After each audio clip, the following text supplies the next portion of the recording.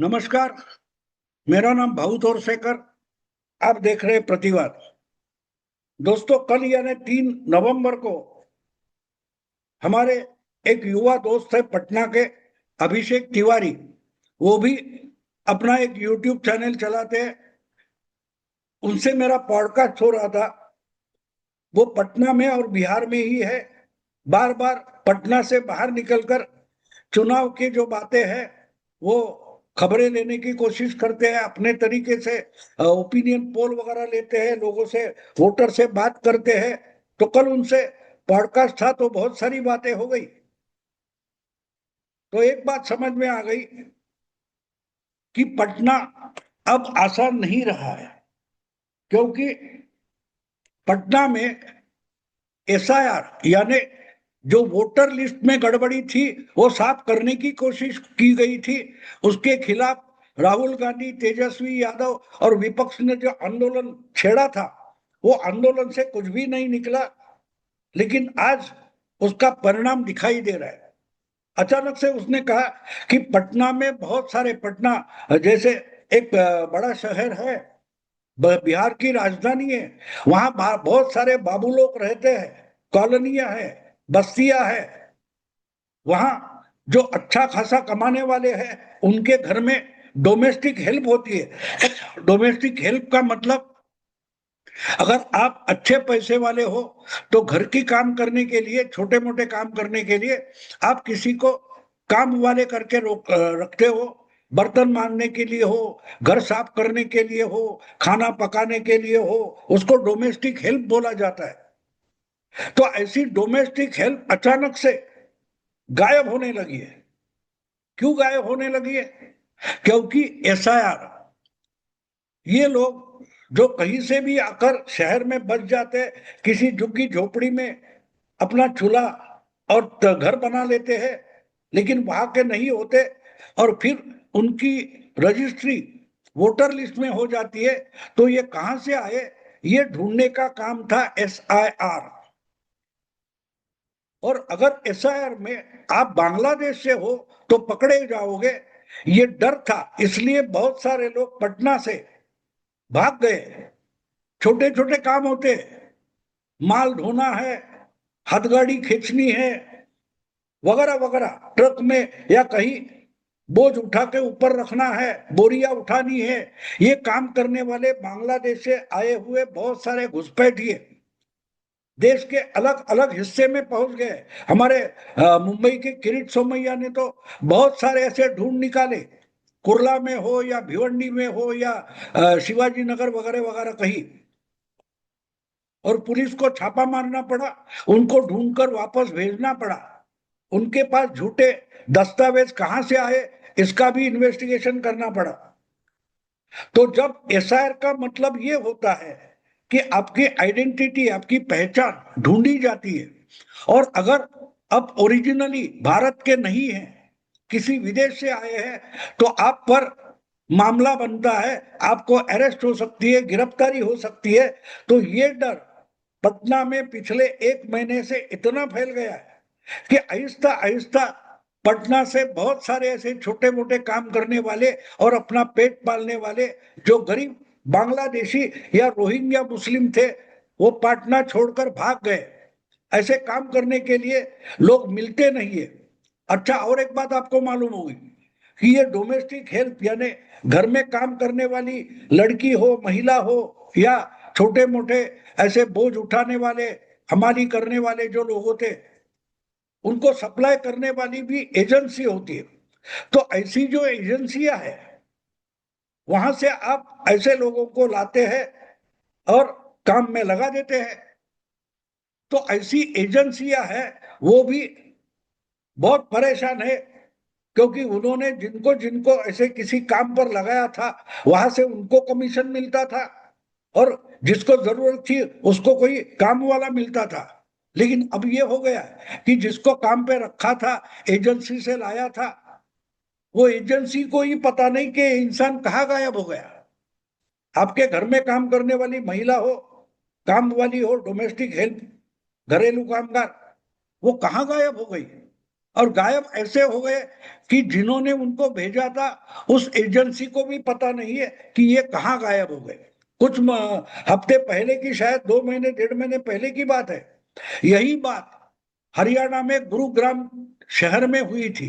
अचानक से वहां जो पुलिस की इंक्वायरी शुरू हो गई तो बहुत सारे घरेलू काम करने वाले लोग गायब हो गए थे और एजेंसी को पता नहीं कहाँ गए, और एजेंसी के पास उसका अल्टरनेटिव यानी उसका बदली भेजने के लिए भी कोई दूसरा मजदूर बचा नहीं था। तो इसका मतलब साफ है, लाखों लाखों की संख्या में बांग्लादेश से या बांग्लादेश होकर भारत में पहुंचे रोहिंग्या, ये जो विदेशी घुसपैठी है, ये इतनी बड़ी संख्या में पहुंचे, उनको झूठे कागज मिल गए, दस्तावेज मिल गए, वो यहाँ के बन गए। तो इनको वोटर बनाकर कुछ लोग अपनी राजनयिक पॉलिटिकल रोटियां सेक लेते। अपनी रोटी वोटिंग के दिन अगर आपको बड़ा भारी बहुमत चाहिए, जितनी है सीट, तो इसके लिए आपके पास ऐसी वोट बैंक चाहिए कि जो आपके लिए लाचार हो। जैसे कोई कर्जदार साहूकार के सामने लाचार हो जाता है कि कुछ भी करके पैसा तो चाहिए, तो वो अपनी जिंदगी भी गिरवी रख सकता है। इसी ढंग से ये जो विदेश से आए हुए जिनके पास अपना कोई आइडेंटिफिकेशन नहीं है लेकिन रोजगार तो चाहिए, पेट तो पालना है, तो वो कुछ भी करने के लिए तैयार होते हैं। उसी ढंग से ये घुसपैठिए जो आए थे, ये पॉलिटिकल लोगों ने अपने जेब में रख लिए कि उनको झूठे कागज बना के दे दो, उनको यहां सेटल करो और उनको अपने इलाके के वोटर लिस्ट में उनका नाम डालकर वोटिंग के दिन उसका इस्तेमाल करो। तो इसलिए ये एक घुसपैठियों की बड़ी वोट बैंक देश के अलग अलग शहरों में बन गई है। और अब एसआईआर नाम का जो जो जांच चल रही है, एसआईआर नाम की स्पेशल इंटेंसिव रिवीजन, यानी वोटर लिस्ट में जिनका नाम है वो क्या असलियत में यहां रहते हैं भी है या बोगस है, ये देश के नागरिक भी नहीं है और वोटिंग करने आएंगे, उनका नाम लिस्ट में होगा, तो है वो असली नाम है कि नहीं, ये भारत के है कि नहीं, अगर भारत के है तो किस प्रदेश से आए, इसकी सब जांच शुरू हो गई। तो भगदड़ मची है। और जो पटना में और बिहार में चल रहा है उसका प्रतिशत अब बंगाल में दिखने लगा है। अब आपको पता होगा कि एसआईआर शुरू हो गया बिहार में, तो सबसे ज्यादा एजिटेट कौन हुआ था, सबसे ज्यादा गुस्सा किसको आया था, उसका नाम था ममता बनर्जी, जो पश्चिम बंगाल की मुख्यमंत्री है। वो खुले आम अपनी पार्टी में गुंडे रखती है और गुंडों की दादागिरी करके किसी भी चुनाव को प्रभावित करती है। और जब ऐसे लाचार वोटर उनके लिस्ट में होते हैं तो उनका अपने पार्टी के लिए चुनाव के दिन इस्तेमाल करना उनके लिए आसान हो जाता है। एक तो इनको गुंडागर्दी करने के लिए इस्तेमाल हो सकता है, और दूसरा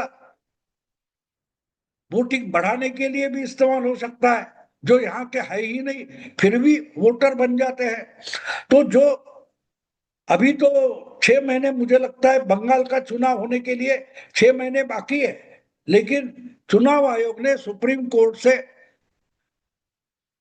हरी झंडी मिलने के बाद 12 राज्यों में और केंद्र शासित प्रदेशों में एसआईआर शुरू करने का तय किया है और शुरू भी किया है। और जब ये होता है तो चुनाव आयोग के लिए काम करने वाले किसी भी इलाके के जो सरकारी कर्मचारी होते हैं वो उस समय के लिए उन पर चुनाव आयोग की अथॉरिटी होती है, ना कि राज्य सरकार की होती है।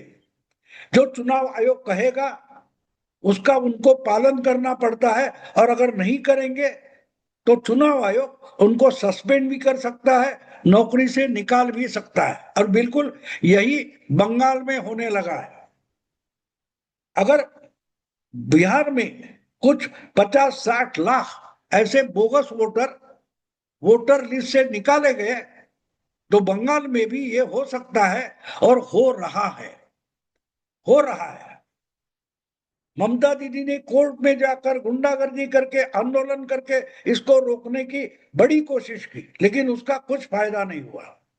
अगर सुप्रीम कोर्ट ने हरी झंडी दे दी है तो चुनाव आयोग जो कर रहा है, ऐसा कर रहा है, तो वो लीगल मामला बन जाता है।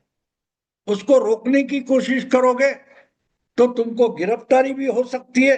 कुछ 500 से आसपास ऐसे कर्मचारी बंगाल में है स्टेट गवर्नमेंट के, उन्होंने ये काम करने से मना कर दिया, तो चुनाव आयोग ने उन पर भी एक्शन ले ली है। और ममता दीदी बहुत बहुत डरी है। ममता दीदी का डर तो अलग है कि उनका चुनाव, उनके लिए चुनाव हारने का डर है, लेकिन जो एक्चुअली घुसपैठिए इस देश के नागरिक है ही नहीं, या जिनके पास झूठे आधार कार्ड है, झूठे चुनाव आयोग के पहचान पत्र झूठे हैं, क्योंकि उनके जो ओरिजिनल डॉक्यूमेंट है वही अगर झूठे हैं, फ्रॉड है, फर्जी है, तो वो बेचारे क्या करेंगे। ममता दीदी को कोई गिरफ्तार नहीं करेगा, लेकिन अगर ये वोटर लिस्ट में कोई झूठा फर्जी कागज देकर वोटर बना है, उसको तो गिरफ्तार किया जा सकता है। और इसी डर से जैसे पटना में पिछले 1-1.5 महीने से जोर शोर से पलायन चल रहा है, गायब हो रहे हैं घर में काम करने वाले, डोमेस्टिक हेल्प या किसी बाजार में बोझ उठाने वाले कुली वगैरह होते हैं, वो गायब होने लगे। बिल्कुल वही हालत बंगाल के कुछ शहरों में शुरू हो गई है। अचानक से शहरों में घर में काम करने वाली महिलाएं गायब हो रही है। अगर उनको ढूंढने जाओ तो उनके पते पर वो नहीं मिलते। बहुत सारे बाजारों में ये माल उठाने का कुली काम करने वाले, हमारी काम करने वाले हैं, वो भी गायब हो गए, क्योंकि ये विदेश से आते हैं, लाचार है, घुसपैठिए है, लीगल नागरिक नहीं है, तो वो आवाज उठाकर भी बात नहीं कर सकते, ना यूनियन कर सकते हैं, बेचारे लाचार है पेट पालने के लिए, इसलिए ये सस्ते दाम पर मजदूरी करते हैं, घुसपैठिए हमारे देश में इतने आसानी से क्यों घुस पाते हैं और क्यों यहाँ अपना पेट पाल पाल सकते हैं। इसका कारण ये है कि ये जो मजदूरी आप दोगे, आज की रोटी तो छूटेगी, आज के लिए तो पेट पाल सकता हूं, तो इसलिए कम से कम मजदूरी पर काम करने के लिए राजी होने वाला जो मजदूर है वो ज्यादा से ज्यादा विदेशी होता है, घुसपैठिया होता है। और जब ऐसे लोग आते हैं तो उसको ढूंढ ढूंढ कर वोटर लिस्ट में डालने का काम टीएमसी या आरजेडी या कांग्रेस ऐसी पार्टियां करती है, क्योंकि उनको लाचार वोटर चाहिए जो वोट देगा लेकिन सवाल नहीं पूछेगा। अगर काम नहीं किया इसके लिए सवाल नहीं पूछेगा, ऐसा वोटर इन पार्टियों के लिए जरूरी होता है। कांग्रेस हो, टीएमसी हो या आरजेडी हो, इनके यही तरीका है चुनाव जीतने का। और इसलिए बात यह हो गई है कि जब से पिछले कुछ 1 हफ्ते से शायद 12 अलग अलग राज्यों में और केंद्र शासित प्रदेशों में ये स्पेशल इंटेंसिव रिवीजन शुरू हो गया है वोटर लिस्ट का, एसआईआर, तब से ऐसे लोग गायब हो रहे, भाग रहे, कहां जाते हैं पता नहीं। अर्थात एक बात है, इसके खिलाफ पुलिस ने भी एक मुहिम छेड़ रखी है। अगर कोई उसका एड्रेस दिखाता है, चेहरा दिखाता है, तो उसको पुलिस पकड़ लेती है और बांग्लादेश बॉर्डर पर लेकर उसको भगाया जाता है। तो पश्चिम बंगाल में जो बड़ी शहरें हैं जहां ऐसे घुसपैठिए बड़ी संख्या में, ऐसा बोला जाता है कि अकेले पश्चिम बंगाल में कम से कम 40-50 लाख ऐसे बोगस वोटर है जो बांग्लादेशी है, रोहिंग्या है।